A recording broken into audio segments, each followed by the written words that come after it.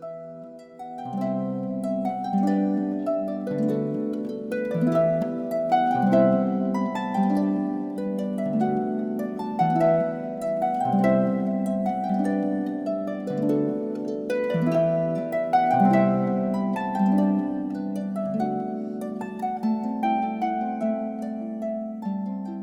everyone, it's Lindenherz. Welcome to the 7th episode of A Fabulous Lenormand Beyond the Surface. Yeah, a long time no see.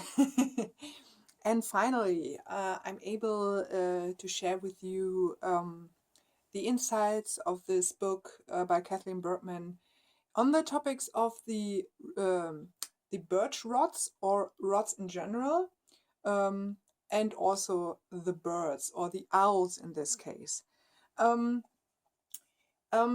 Just let me say that in some Lenormand decks, birch rods or rods in general are also represented as whips. So in this book, the author refers to it more as rods because she more uses the kind of older decks, like not this one. This is the Piatnik. She uses the I guess the blue owl is the deck she uses. You can see the representation here on the top. Yeah, another side note is that I explained this before. This is not necessarily a video series on how to learn Lenormand. There are far more better series out there or videos out there, also from Kelly from The Truth and Story, and also Chloe MacCracken from Inner Whispers, who did the Celtic Lenormand, has now a brand new Learning Lenormand series out there. I try to remember to link it below in the description box.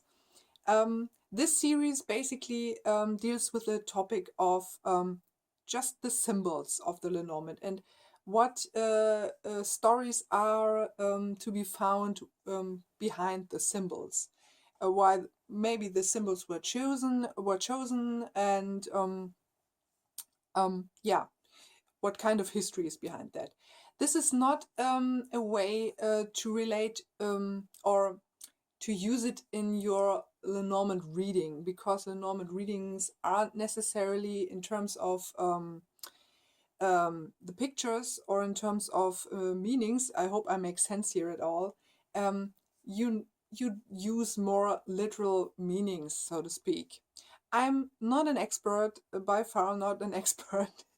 So what I mean by that you not so much the images, you use the words that are related to that one. So you not go into the mythology of the symbols that much as you would normally do intuitively with tarot or oracle decks, where you try to see what the image evokes in you.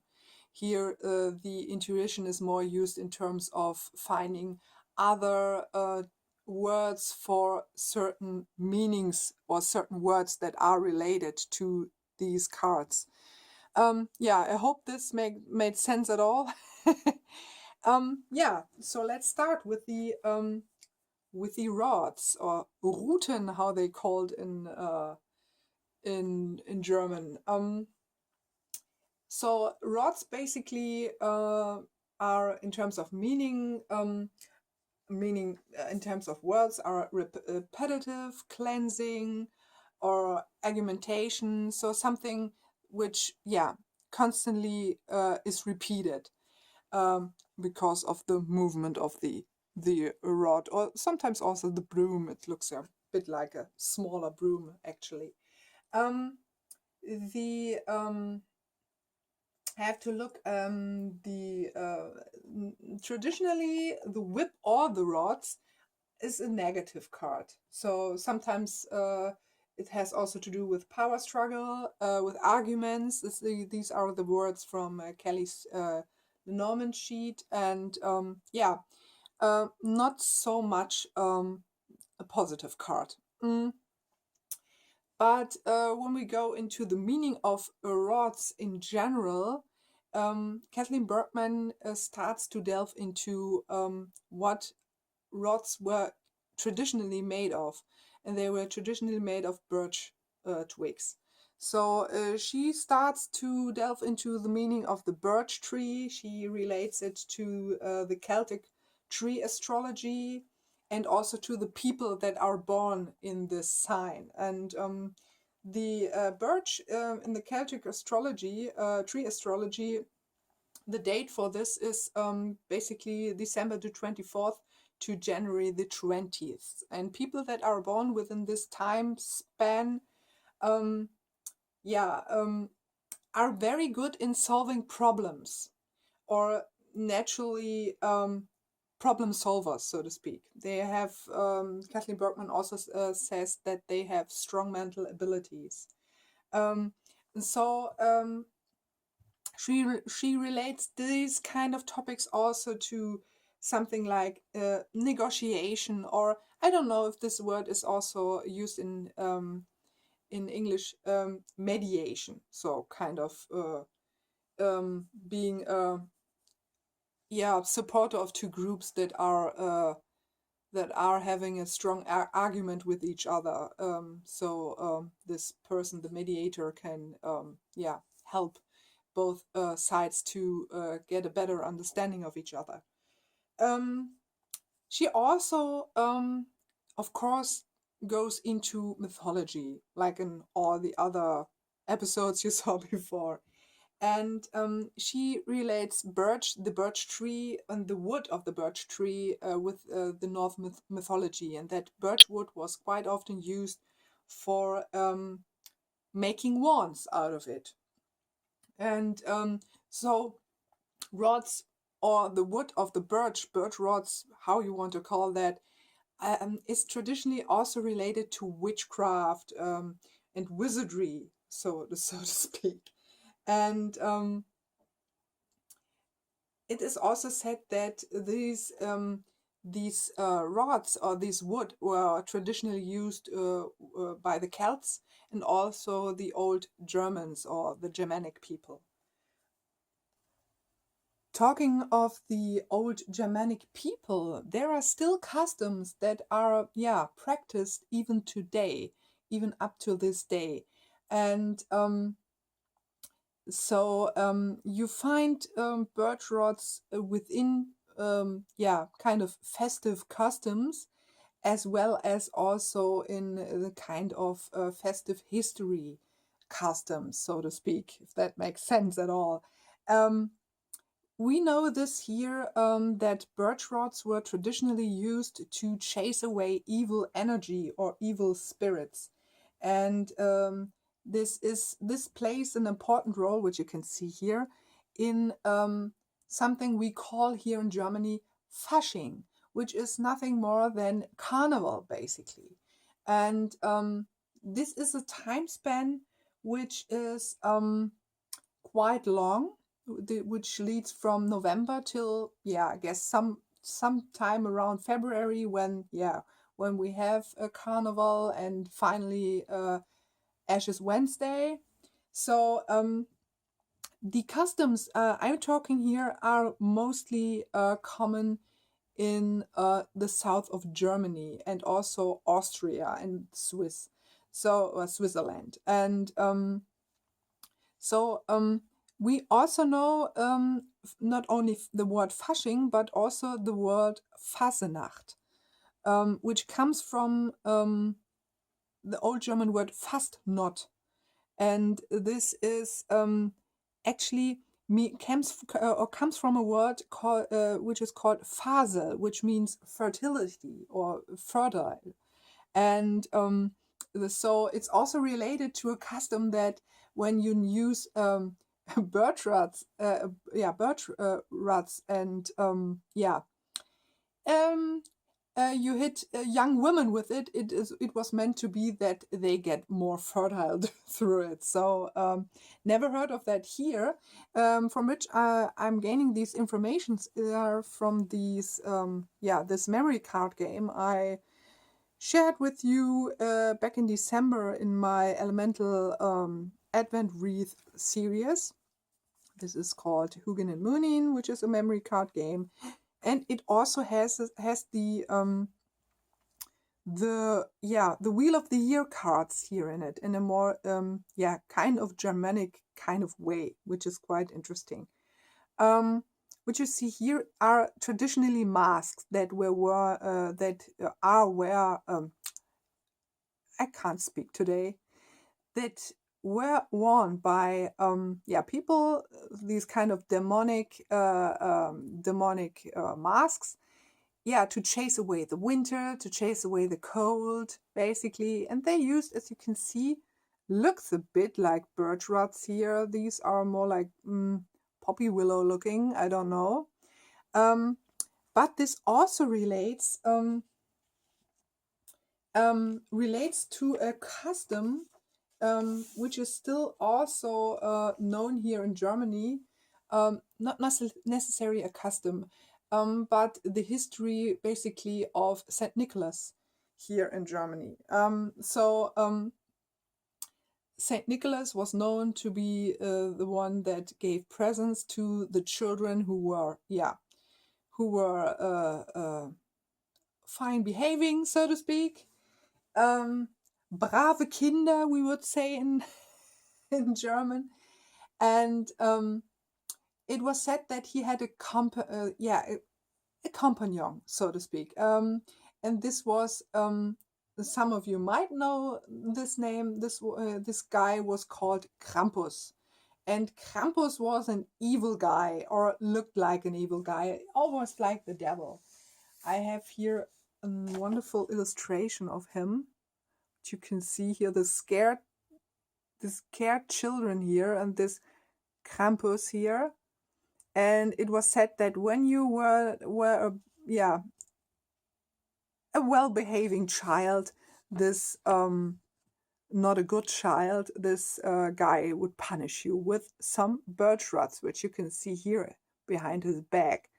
So it was said, you can see here St. Nicholas and these terrified children. It's just, I really don't like this, but okay. It is also said that in some regions this Krampus has different names. I know him also with the name of Knecht Ruprecht. And when a guy named Knecht Ruprecht comes into this kind of mythology or a symbology of St. Nicholas or Christmas or whatever, you would see him normally more as a guy in dark clothes with a long black beard. And in some places, some regions, the figures of St. Nicholas and Knecht Ruprecht almost melted into each other and formed just this kind of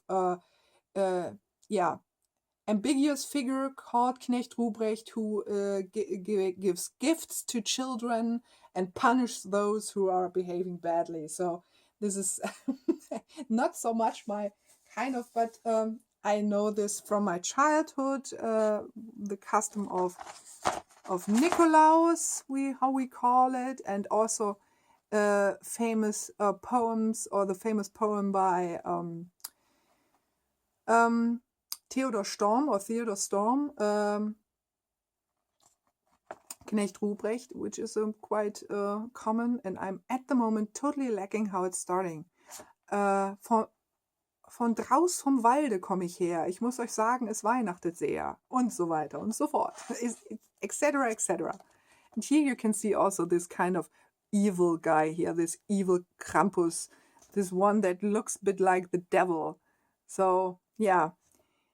It's, this is a custom I was, not necessarily grown up with as a child, but I knew it. I knew that it was said that when you don't behave well, then you get hit by Knecht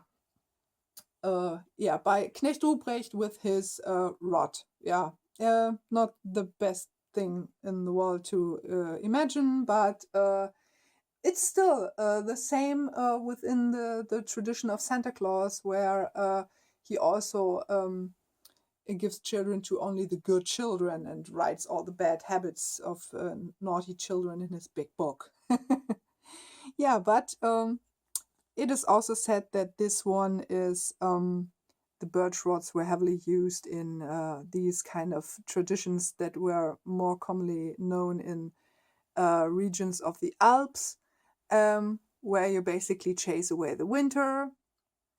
So it's something, birch rods is something which reoccurs every now and then in different customs within within my country.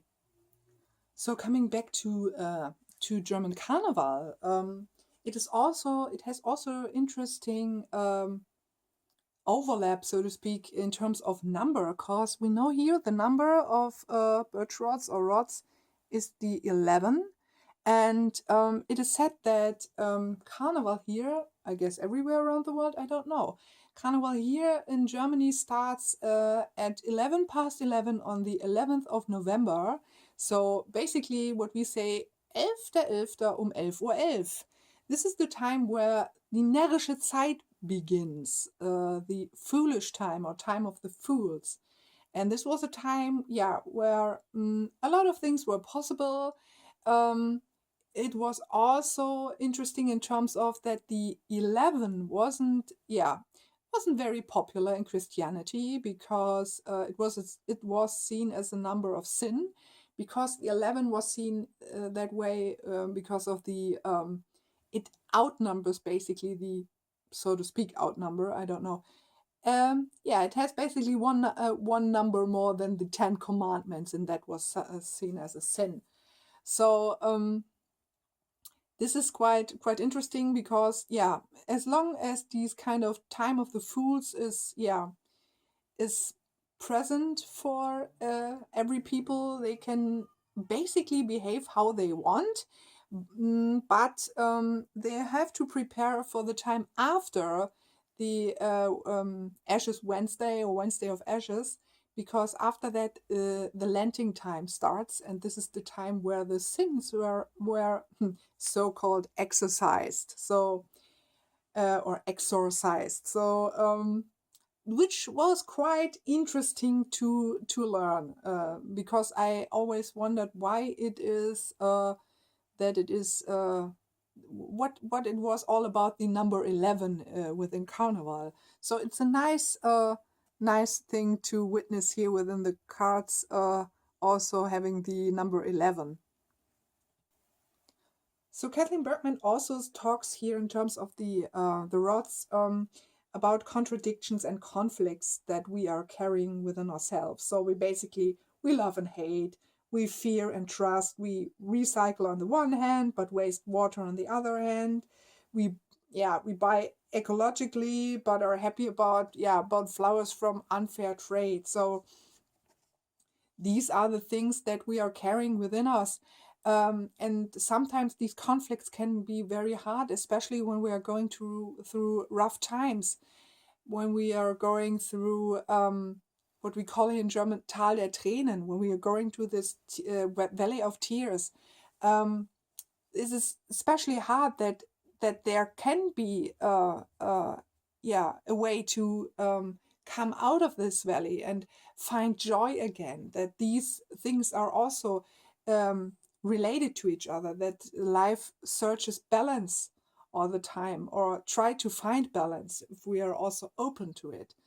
And from this point, she goes on to something like here, nonviolent communication. She tries to bring this topic a bit closer. This is basically stop judging others and see other person's perspectives, and not only reflect on their point of views, but also on your own point of views and questions and things. So basically what she's saying is that unity and peace can only come from a place of love and compassion, but we have to start with ourselves. This is something that I always see also when I think about these topics like self-love and self-compassion. We have to start with ourselves so we can compassionate also about others. yeah, this is basically what I always see, and what seems to be quite logically coming up when topics like self-love and self-compassion, yeah, when I'm reading about them. Yeah, and finally the tarot card associations with the the rods. So let's remember, here we have the rods, or the rod in this case. And she comes up with, for instance, with justice. So being objective, being just, yeah, basically these two words. She also comes up in terms of being ready to, yeah, battle, or being inside of a conflict, inside of a um, yeah, conflict related dialogue. She also comes up with the Five of Rods or the Five of Wands. Um, this kind of what I was talking about before, a non-violent communication, where you try to question your own point of view and the point of view of the other one, is within the Ace of Swords. And this kind of contradiction I was also talking about, these, yeah, conflicts, inner conflicts, and this kind of duality, which is also represented in the number of the yeah, of the Lenormand card, of in the number 11, because when you see the digit sum, it is the 2, and so she comes up with the 2 of Swords for this kind of uh, duality, this where you have to make choices and so on and so forth. So yeah, basically that was the number 11 of the Lenormand for the birch rods, or the rods, if that makes sense. I'm not good at talking today. So let's move on to the owls. So coming now to the bird card, or the owl card in this case here, which is, yeah, of course, is shown in the Blue Owl Lenormand, and also here in those two decks here, in the Celtic Lenormand and in the Whisper Lenormand. But those two decks, of course, have also other cards to choose as bird cards, or yeah, bird cards, I could say. Um, and yeah, what's the owl card in Lenormand all about? It's about communication, it's about gossip, it's excitement, it's about, yeah, talking, and it's also about pairs, which is good when you have more than just one bird on the um on the card, especially in terms of gossip also.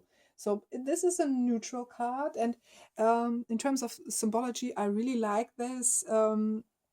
Because the owl is also my spirit totem, and I also relate to owls very strongly because I'm coming from a city near Hanover, which is also called Eulenstadt, or Owl City. This is the second name of it, of course. And yeah, this city, it has quite a lot of myths why they also call it Owl City, because yeah, some were a bit nasty, where, yeah, some bad things were happening to owls. And another one which I really liked was that my city, there was once a castle, now no castle anymore, a long time ago. And this castle was protected by owls, and these owls warned their, yeah, their people from enemies that were coming towards them to attack them, and yeah, to overtake the castle. And this is also one of the stories why the city is called Eulenstadt. And when you come to the city, which is okay, I can call it. Oh, already know that I'm living in Hanover. The city is called Peine, and when you come to Peine, you will see all sorts of owl references all over the historic city center. And what is also wonderful is quite near my flat last year. There was a tree that was cut down, which was really, yeah, I was really annoyed.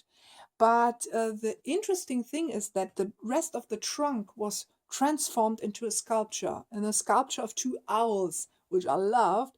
And the funny thing was that I saw that these men that did the sculpture, this artist, came from my city. So, which was, he was called himself the Pine Owl Carver, and I loved that. This was such a fine synchronicity. But back to owls, or the symbolism of owls. So it is a holy bird through a lot of people's mythologies all over the world, from North America, North America's First Nations, the Celts, also the Australian Aborigines, and it is also a guardian or companion, by Athena, or Athene. I don't know. Athena, we call her the Greek goddess, which also, or who also had an owl as companion, and Athena, I guess you call her in English. Athena had this owl companion, so also standing for wisdom and protection. But of course, there are also darker topics that are related to the owl, especially because she is, not every owl, but a lot of owls are night creatures. For instance, when you think about this one, the barn owl actually isn't that much of a night creature, actually. I heard this before, I guess the year before, when we visited some of the bigger medieval festivals, and there was a falconer with a lot of owls, and he told about certain owls that are more night owls and certain owls that are more uh, living more in the daylight. So the barn owl is not necessarily a night owl. So but nonetheless, owls and the darkness are quite closely related. So the owl is also was also known as the herald of death and the guardian of the soul, which were guided by this bird from this realm into the other world. In Christianity, the owl was seen as a bad omen, and was strongly connected to witchcraft and wizardry, which is quite prominently represented in Harry Potter, with all of the messenger owls there, which I really love. And I would so love to have a messenger owl for myself. Yeah, but also in terms of bad omen in Christianity, this is also one part of the bad stories or bad myths that are circling around. Why my city I was born in has the owl as a symbol. There was one story where someone was so scared by an owl that he thought this owl might be the devil, and so this owl was hiding in a barn, and so he literally burned the whole barn. But before that, he tried to get help from other people, but everyone was so scared by this bird, and they didn't know how to chase this bird away out of the barn, and so they all decided collectively to burn down the barn. But I really don't like this story, so I prefer the other one where the owls are saving the castle. But yeah, this is certainly something. I also heard stories where owls were nailed to barns or houses as kind of protection against evil and something like that. Horrible, horrible, really, totally not understandable. But this is these were the Dark Ages. So yeah, with a lot of superstitions, and yeah, we couldn't do anything about. But now we are much smarter, I hope. Of course, also owls, but more birds play important roles in fairy tales. So we have birds within Hansel and Gretel or Hansel and Gretel. Um, there were birds that, or a bird that warned those two about the, yeah, things this witch was up to, putting them or eating them, putting them in the oven before, and so on. And also a big white bird led those two siblings out of the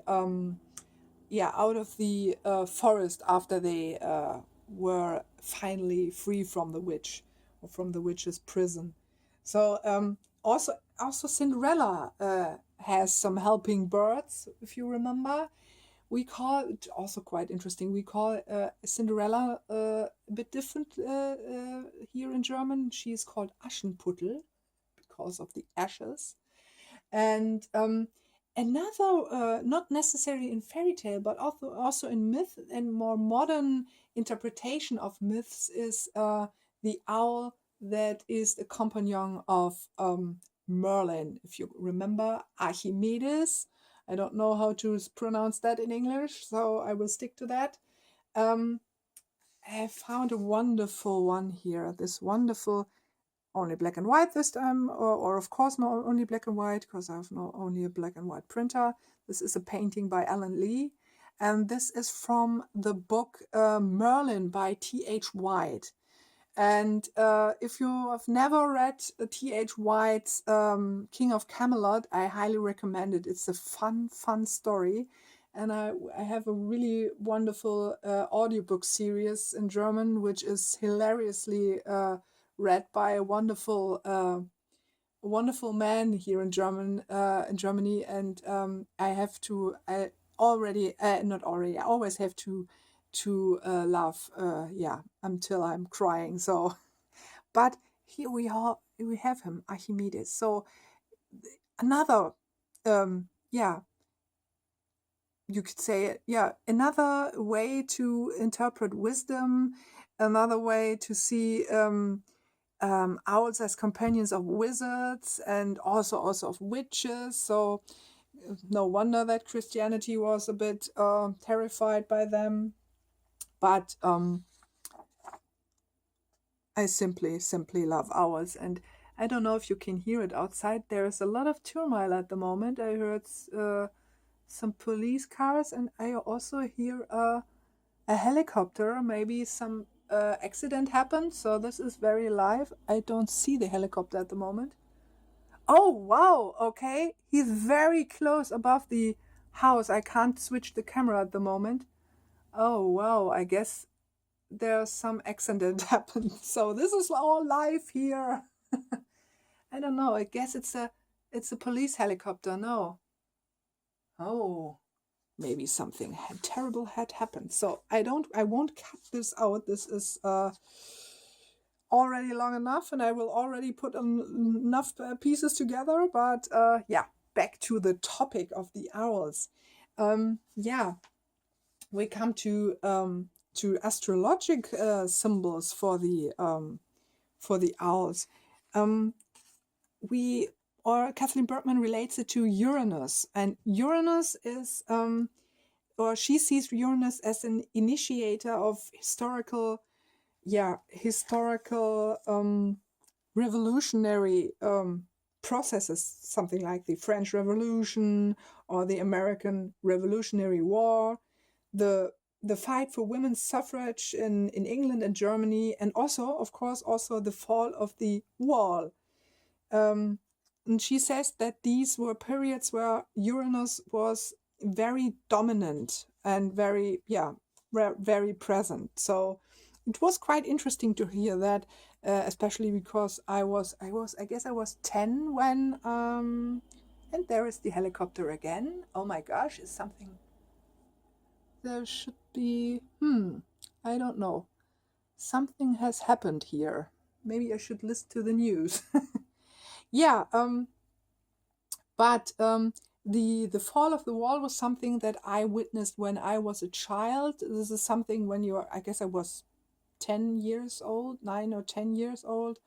But you don't necessarily understand everything when you are a child, and these kind of big things are happening. I only understood that there was something big happening, and I really recall my mom because in the night before the fall of the wall, there were a lot of rumors going on if this could mean that the wall will fall, or is falling. And she said, "Never. I don't believe this will ever happen. This will." She just wasn't convinced that this thing could ever happen. And then, she went to bed, and when she wake up the next morning, the wall was already had fallen, and she thought, "Oh, damn, I missed it." I really liked that story, that my mom was really upset that she wasn't there at the very moment when the wall fell. So it's quite funny.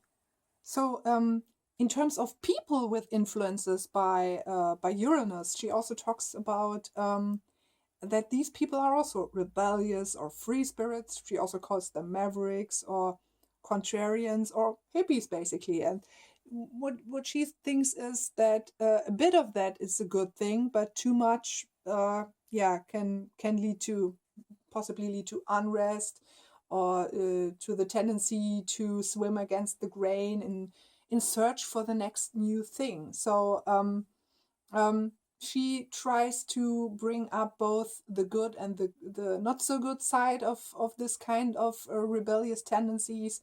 And this is really just, in my case, much appreciated. What the author sees also in the owl, on the symbol of the owl, is that owls are standing for change and departure, for questioning of the old and freeing from dependencies and structures, and that these change can lead to something completely new. Also saying no to things that you can't identify with any longer. And she calls it, what I found quite interesting, she calls it a healthy form of egoism. And I basically call it self-love or self-compassion, actually. And I really like in this context, I love this card, seeing the truth, seeing for what your personal truth really is, and that you sometimes have to break with structures in your life that don't serve you any longer. So this is a quite fitting card for, again, the owl, and seeing things that you sometimes can't see so clearly. So, and finally, we come to the tarot associations. So she comes up with the Chariot, for freedom, for a phase of departure, for self-determination, and for the future. She also comes up with the Hanged Man, this kind of trying to see things from another perspective, but also people that are swimming against the grain, that are against something. We call it here, or she calls it Anti-Haltung, being against something. So, and of course, for this kind of rebellion, this kind of freeing from something in a kind of, sometimes a bit violent way, she comes up with the Tower. Yeah, those possibly don't fit so good together in terms of coloration. Maybe this one is, I don't know. Yeah, and this kind of egoism she was also telling or talking about, or individuality. She comes up with the Page of Rods, or the Page of Wands. Yeah, so this was basically this very strange episode with a lot of turmoil. At the moment it's quite peaceful, but I had to stop because the helicopter was circling here that near that I wasn't able to film any longer. You will see what I mean. I will attach a little bit of this turmoil at the end of the video, which I will repeat in the end of the video again. So, yeah, I hope you enjoyed it and we will see you soon. So to give him an impression what's going on here. There, you see it?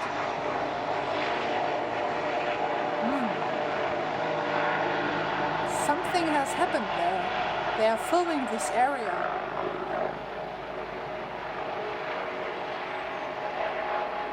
Really close. So, a little bit of summer sunshine, no, spring sunshine, and something a bit disturbing happened here in our neighborhood. I don't know, so I will attach this to the end of the video so you can see what's going on here, although I can't give you any more information about what's happened here. I don't know. I know in a couple of days, I'm not quite sure, that the President of the United States will visit here Hanover, I guess. I guess Hanover. I'm not quite sure. Maybe I'm mistaken. But maybe it has to do with this one, and I guess it comes back. Oh gosh, look at that.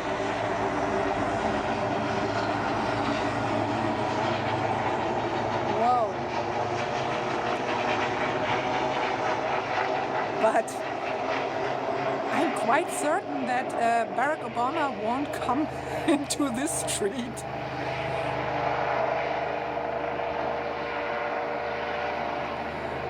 Not sure what's happening here. A bit strange. So, enough rambling from me. A bit strange ending to this episode. So we will see us very soon. Bye.